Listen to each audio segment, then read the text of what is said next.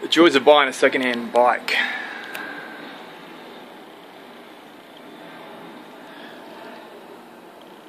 Trying to give the carbies a bit of a clean, and we have no traction on these screws. So there's a couple of options. You could either get a Dremel and slice straight across and make yourself a flathead screw. You can try getting some aluminium foil, jamming the aluminium foil in there, or my favourite, side cutters. They're there, and crack like a boss.